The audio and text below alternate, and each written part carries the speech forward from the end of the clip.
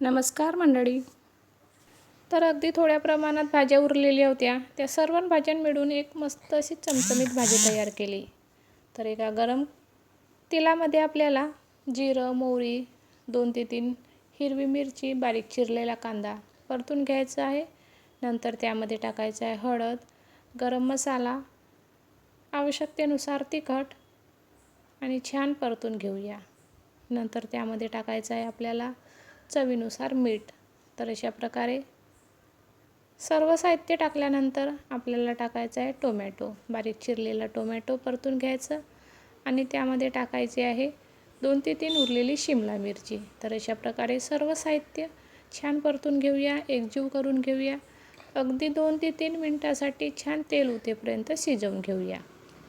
तर अशा प्रकारे इथं आपली भाजी मस्त अशी जवळपास शिजत आलेली आहे. छान अशी सॉफ्ट झालेली आहे.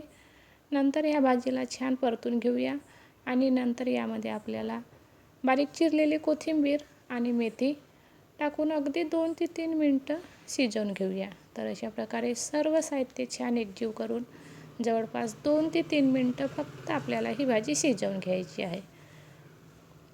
तर अशा प्रकारे अगदी थोड्या थोड्या शिल्लक उरलेल्या भाज्यांपासून अतिशय सुंदर आणि चमचमीत अशी भाजी आपली तयार झाली आहे. ही भाजी तुम्ही चपातीसोबत, भाकरीसोबत किंवा पराठ्यासोबत खायला मस्तच वाटतो. तर व्हिडिओ कसा वाटला मला कमेंट करून नक्की सांगा. आवडल्यास लाईक करा, शेअर करा आणि सबस्क्राईब करायला विसरू नका. चला तर मग पुन्हा भेटूया अशाच एका नवीन रेसिपीसोबत.